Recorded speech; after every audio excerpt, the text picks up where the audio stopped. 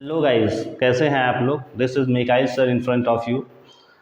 जैसा कि आपको पता कि हम लोग इस समय पढ़ रहे हैं प्रोनाउन की एरर डिटेक्शन कर रहे हैं कि देखते हैं कि प्रोनाउन में किस किस तरीके की गलतियां बनती हैं। ठीक है, इसके पहले मैंने बहुत सारे वीडियोस अपलोड कर दिए हैं। अगर आपने मेरी पिछली वीडियोस को नहीं देखा है तो आप पहले उन पिछली वीडियोस को देख लें। जैसे नरेशन हो गया, सिंथेसिस हो गया, ट्रांसफॉर्मेशन हो गया, एक्टिव पैसिव और बहुत सारी वीडियोस हमने अपलोड कर दिया है। अगर आपने नहीं देखा है तो आप चैनल के प्लेलिस्ट में जा करके उन सारी वीडियोस को देख सकते हैं।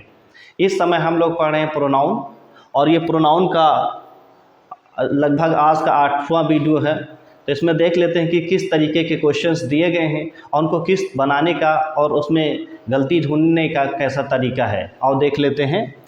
जैसे क्वेश्चन टैग वाला अगर सब्जेक्ट दिया गया है, क्वेश्चन टैग वाला अगर क्वेश्चन है, तो जैसे इंडेफिनिट प्रोनाउन एवरीबॉडी है, समबडी है, एनीबॉडी है, नोबडी है, एवरीवन है, नो वन है और एनीवन है। ये सब प्रोनाउंस हमारे इंडेफिनिट प्रोनाउन है। These pronouns are indefinite pronouns. तो इनके साथ अगर क्वेश्चन टैग दिया गया है तो क्वेश्चन टैग के साथ हम सब्जेक्ट दे लगाते हैं। वैसे इनको सिंगुलर नंबर माना जाता है और इनके साथ प्रोनाउन ही, हिज और हिम का इस्तेमाल किया जाता है। लेकिन क्वेश्चन टैग अगर आता है तो इनके साथ प्रोनाउन दे का इस्तेमाल किया जाता है। This is the difference. These are indefinite pronouns. अगर इनके साथ प्रोनाउन हम इस्तेमाल करते हैं तो ये तो ही, हिज, हिम का इस्तेमाल करते हैं, और क्वेश्चन टैग इनके साथ हम दे का इस्तेमाल करते हैं। ये बात आपको अपने ध्यान में फीड करना है। ठीक है, अब जैसे लिखा है एवरीबडी कांट बी इंटेलिजेंट। हर एक बंदा जो है वो बुद्धिमान नहीं हो सकता। तो ये लिखा है can't the, can't they, can't they. क्या हर बंदा हो सकता है? अगर सेंटेंस हमारा नेगेटिव है तो क्वेश्चन टैग अफर्मेटिव होगा। Sorry, can they, can they.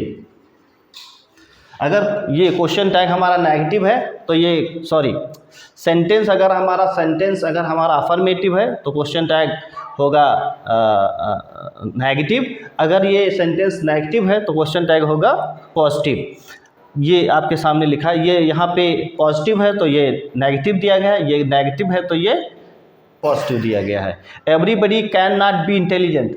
हर एक बंदा बुद्धिमान नहीं हो सकता। कैन दे, क्या वो हो सकते हैं? तो इनके साथ क्वेश्चन टैग का हम दे का इस्तेमाल करते हैं। ठीक है। Everyone does his work. हर एक बंदा अपना कार्य करता है। डजन दे, क्या वो नहीं करते हैं?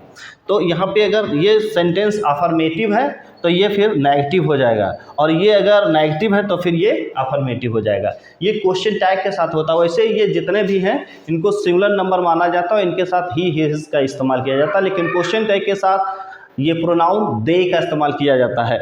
Everybody can not be intelligent. हर एक बंदा इंटेलिजेंट नहीं हो सकता। Can they. Everybody does his work. हर एक बंदा अपना काम करता है। Doesn't they.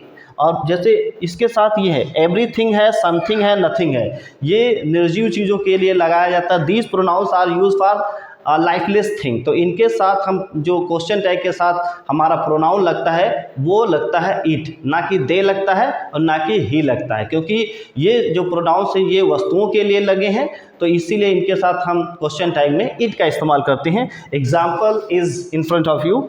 Everything is bright and beautiful. हर एक सुंदर चीज़, हर एक चीज़ जो है चमकीली और सुंदर है। Isn't it. तो ये आपको जैसा कि पता, अगर हमारा क्वेश्चन टैग अफर्मेटिव है, अगर सेंटेंस हमारा अफर्मेटिव है तो क्वेश्चन टैग नेगेटिव होगा। अगर सेंटेंस नेगेटिव है तो क्वेश्चन टैग अफर्मेटिव होगा। तो लिखा everything is bright and beautiful. हर एक चीज़ सुंदर है, हर एक चीज़ चमकीली है। Isn't it. तो इसके साथ क्वेश्चन टैग इट लगाते हैं। Everything has its own limitation. हर एक चीज़ की अपनी अपनी लिमिटेशंस होती हैं। Doesn't it. ठीक है। ये हैज़, हैव वाला ये प्रेजेंट इंडेफिनिट के सेंटेंसेस होते हैं, इसीलिए इनके साथ डजन है। जिस टेंस का होगा क्वेश्चन टैग वैसे ही बनता है। ठीक है। ये प्रेजेंट टेंस का है तो प्रेजेंट से बना है, ये प्रेजेंट इंडेफिनिट का है तो ये प्रेजेंट इंडेफिनिट से बना है। ठीक है। आई होप आप समझ गए होंगे। आप देख लेते हैं कि हमारा अगला रूल क्या है। ठीक है, आइए देख लेते हैं इस स्लाइड में कौन सा रूल दिया गया है। अगर हमारा इंडेफिनिट प्रोनाउन वन है, इंडेफिनिट प्रोनाउन वन है तो इसके साथ कभी भी ही या शी का इस्तेमाल नहीं किया जाता। तो नॉमिनेटिव केस में वन लिखते हैं, ऑब्जेक्टिव केस में वन लिखते हैं, पजेसिव केस में, पजेसिव एडजेक्टिव में वंस लिखते हैं और रिफ्लेक्सिव प्रोनाउन में वन सेल्फ लिखते हैं। इसके साथ कभी भी ही या हर का इस्तेमाल नहीं किया जाता। जैसे one should love one's country, एक आदमी को अपने देश से प्यार करना चाहिए। वन का मतलब कोई, एनी पर्सन, ये एनी पर्सन के लिए इस्तेमाल किया जाता है। तो एक आदमी को अपने देश से प्रेम करना चाहिए। तो यहाँ पर अगर आप हिज लगा देते हैं तो ये गलत हो जाएगा। अगर आगे वन दिया है तो अपने के इंग्लिश वंस रहेगा, ठीक है। इसके साथ हमेशा वंस आएगा। वन के साथ पजेसिव एडजेक्टिव वंस आता है और ये कई बार एग्जाम में पूछा गया है। अक्सर इसमें गलती हो जाती है कि यहाँ पे हिज लिख देते, देखने में पढ़ने में तो सही लगता है लेकिन वो गलत होता। अगर वन हमारा पजेसिव प्रोनाउन में दिया गया, वन अगर हमारे इंडेफिनिट प्रोनाउन में दिया गया है तो इसका पजेसिव एडजेक्टिव वंस होगा। और one should help one self, एक आदमी को स्वयं की मदद करनी चाहिए, ठीक है। तो यहाँ पे रिफ्लेक्सिव प्रोनाउन वन सेल्फ होगा, हिम सेल्फ बिल्कुल भी नहीं होगा क्योंकि सब्जेक्ट में हमारा क्या है वन, तो इसका रिफ्लेक्सिव केस वन सेल्फ होगा। इसलिए वन हमारा नॉमिनेटिव केस है और वन ऑब्जेक्टिव केस भी है, वंस पजेसिव एडजेक्टिव है और वन सेल्फ हमारा रिफ्लेक्सिव प्रोनाउन है, ठीक है। फिर हमारा दूसरा रूल दिया, किसी सेंटेंस में सिंगुलर काउंटेबल नाउन को दोहरा कर लिखने से बचने के लिए वन का इस्तेमाल किया जाता है। जैसे कोई सिंगुलर काउंटेबल नाउन है उसको दोबारा ना लिखना पड़े तो उसके लिए वन का प्रयोग करते हैं, और जबकि प्लूरल काउंटेबल नाउन है उसको दोबारा ना लिखना पड़े तो उसके लिए वंस का प्रयोग करते हैं। फिर वहाँ पर कामा लगा करके वंस नहीं लिखते। जैसे this is a new table, ये एक नई टेबल है लेकिन दैट इज़ ओल्ड वन। तो यहाँ पर टेबल को मतलब दोबारा नाउन को दोहराना ना पड़े तो उसके लिए एक वन लगाते हैं, क्योंकि यहाँ पर टेबल हमारा सिंगुलर नंबर है तो इसीलिए हमारा वन सिंगुलर नंबर में इस्तेमाल किया गया है। दीज आर न्यू टेबल्स, ये पुरानी मेजें हैं, but those are old one. लेकिन तो यहाँ पर जो टेबल्स हमारा प्लूरल नंबर है इसलिए वन का इस्तेमाल प्लूरल नंबर में के वंस किया गया है। अगर आप इसको इस तरीके से कर देंगे तो ये गलत हो जाएगा, क्योंकि ये वन सिंगुलर नंबर में है और ये वंस प्लूरल नंबर में है। मतलब सब्जेक्ट को बार बार अगर सिंगुलर काउंटेबल नाउन उससे बचने के लिए दोबारा ना लिखा है तो वन का इस्तेमाल करते हैं, अगर प्लूरल काउंटेबल नाउन है उसको दोबारा ना लिखना पड़े तो उसके लिए वंस का इस्तेमाल करते हैं। आपके सामने है this is a new table but that is the old one, ये वाली नई टेबल है लेकिन वो वाली पुरानी है। दीज आर न्यू टेबल्स, ये वाली नई टेबल्स है और लेकिन वो वाली दोज आर ओल्ड वंस, वो वाली पुरानी टेबल्स हैं, ठीक है। इस तरीके से वन का इस्तेमाल किया जाता है। आओ देख लेते हैं कि अगला रूल क्या है, ठीक है। आओ देख लेते हैं इस स्लाइड में क्या दिया गया है। ये बताया गया कि अगर सेंटेंस सम है और एनी है, सम है प्लस एनी है, जैसा some, use of some and any. अगर सेंटेंस अफर्मेटिव है तो हम कुछ की इंग्लिश सम लिखते हैं, और सम से जितने भी वर्ड्स बने हैं, सम है, समथिंग है, समबडी है, समवन है, इनको सबको अफर्मेटिव सेंटेंस में यूज़ करते हैं। और एनी जो है ये नेगेटिव सेंटेंस में यूज़ करते हैं। जैसे he has bought some mangoes, ये सेंटेंस अफर्मेटिव है। He has bought some mangoes, उसने कुछ आम खरीदे हैं। I have not any pen, मेरे पास कोई कलम नहीं है। तो अफर्मेटिव सेंटेंस में कुछ के इंग्लिश सम लिखते हैं और नेगेटिव सेंटेंस में कुछ के इंग्लिश एनी लिखते हैं। अगला सेंटेंस है, जैसे अगर कोई इंट्रोगेटिव अफर्मेटिव है, इंट्रोगेटिव अफर्मेटिव है तो कुछ की इंग्लिश सम भी लिखी जाती है और एनी भी लिखी जाती है। एग्जाम्पल आपके सामने है, have you bought some mangoes, क्या आपने कुछ आम खरीद लिए हैं। तो यहाँ पे सम लगाया गया क्योंकि ये इंट्रोगेटिव का अफर्मेटिव है। और have you bought any pens, क्या तुमने कोई कलम खरीदे हैं, तो यहाँ पे सम भी लगा सकते हैं और एनी का भी इस्तेमाल कर सकते हैं। इंट्रोगेटिव, फर्स्ट टाइप इंट्रोगेटिव, उसका सेंटेंस अगर अफर्मेटिव है तो हम उसमें सम भी यूज़ करते हैं, एनी भी यूज़ करते हैं। आल हमारा ऐसा प्रोनाउन है जो ये इंडिफिनिट प्रोनाउन तो है, ये व्यक्तियों के लिए भी लग जाता है और वस्तुओं के लिए भी इसका इस्तेमाल किया जाता है। जैसे all of us love piece, हम सभी जो है वो शांति से प्यार करते हैं, शांति, ठीक है। तो यहाँ पर ऑल का प्रयोग पर्सन के लिए किया गया है। All of these pens are costly, इन कलमों में से सारे कलम जो हैं वो कॉस्टली हैं। तो ये पेन्स की जगह पर निर्जीव चीज़ों के लिए भी ऑल का इस्तेमाल किया जाता है, ठीक है।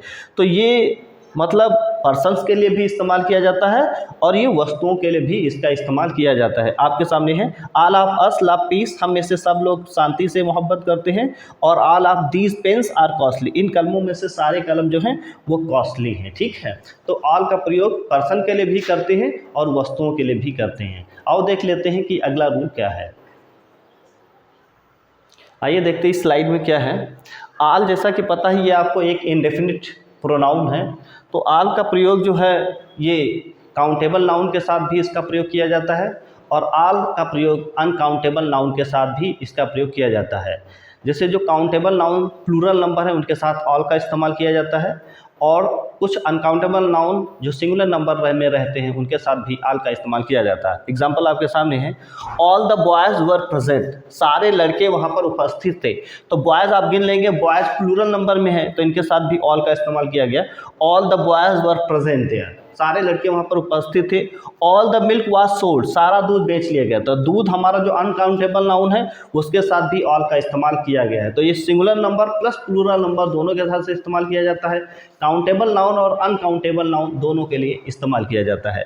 उसी तरीके से ये आपका सम है, सम एक ऐसा प्रोनाउन है जो काउंटेबल नाउन और अनकाउंटेबल नाउन दोनों के लिए इस्तेमाल किया जाता है। और देखते हैं, some of the boys are good players, कुछ लड़के जो होते हैं वो अच्छे खिलाड़ी होते हैं। तो यहाँ पर बॉयज़ के लिए सम का इस्तेमाल किया गया। हेयर जो बॉयज़ है आर काउंटेबल नाउन, तो यहाँ पर सम का इस्तेमाल किया गया। और some of the sugar has been consume, कुछ शुगर का इस्तेमाल किया गया। तो शुगर हमारा जो है अकाउंटलेस है, ये अनकाउंटेबल नाउन माना जाता है। तो सम भी हमारा काउंटेबल नाउन और प्लस अनकाउंटेबल दोनों के लिए इस्तेमाल किया जाता है। ठीक है, और देख लेते हैं कि अगला रूल क्या है। आइए देख लेते हैं इस स्लाइड में कैसे कैसे रूल्स दिए गए हैं। Most of the boys are absent in the class, most of the boys, तो ये मोस्ट जो हमारा ये इंडेफिनिट प्रोनाउन है इसका प्रयोग हम काउंटेबल नाउन के साथ भी कर लेते हैं और अनकाउंटेबल चीज़ों के साथ भी इसका प्रयोग किया जा सकता है। Most of the boys are absent in the class, अधिकांश लड़के जो हैं वो क्लास के अंदर एब्सेंट है। तो यहाँ पर मोस्ट का इस्तेमाल यहाँ पे काउंटेबल नाउन के साथ किया गया है। और most of the money has been spent, और अधिकांश पैसा जो है उसको खर्चा किया गया। जैसा कि आपको पता है कि मनी को अनकाउंटेबल नाउन माना जाता है, तो ये अनकाउंटेबल मोस्ट अनकाउंटेबल नाउन के साथ भी लग जाता है, काउंटेबल नाउन के साथ भी यूज़ किया जाता है। Who has done the most work, यहाँ पर मोस्ट का प्रयोग एडजेक्टिव के सुपरलेटिव डिग्री के रूप में यूज़ किया गया है कि who has done the most work, अधिकांश वर्क जो है किसने कर डाला है। तो यहाँ पर मोस्ट का प्रयोग एडजेक्टिव के तरीके से इस्तेमाल किया गया है। What is worrying you most, वो कौन सी चीज़ है जो तुमको बहुत ज़्यादा परेशान कर रही है। तो यहाँ पर मोस्ट का प्रयोग एडवर्ब की तरीके से इस्तेमाल किया गया है। ही इज़ मोस्टली एब्सेंट, और यहाँ पर भी मोस्टली का इस्तेमाल एडवर्ब के तरीके से किया गया है, जिसका मतलब अधिकतर, ये अधिकतर एब्सेंट ही रहता है।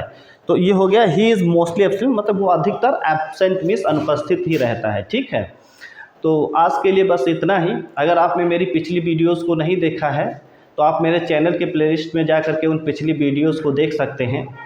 जैसे नरेशन है, सिंथेसिस है, एक्टिव पैसिव है, ट्रांसफॉर्मेशन है, और आपका आर्टिकल है, नाउन है, ये सारी वीडियोज़ हमने अपलोड कर दिया, वो भी काफ़ी डिटेल में अपलोड कर दिया है। अगर आप किसी भी एग्ज़ाम के लिए तैयारी कर रहे हैं तो ये आपके लिए काफ़ी बेनिफिशियल हो सकता है या होगा। ठीक है, तो अगर आपको ये वीडियोज़ अच्छी लग रही हैं तो प्लीज़ सब्सक्राइब माय चैनल और लाइक करें, शेयर करें, कमेंट करके बताएं कि आपको वीडियो हमारा कैसा लगा। ठीक है, मिलते हैं कल एक नई वीडियो के साथ, तब तक के लिए thank you and good bye.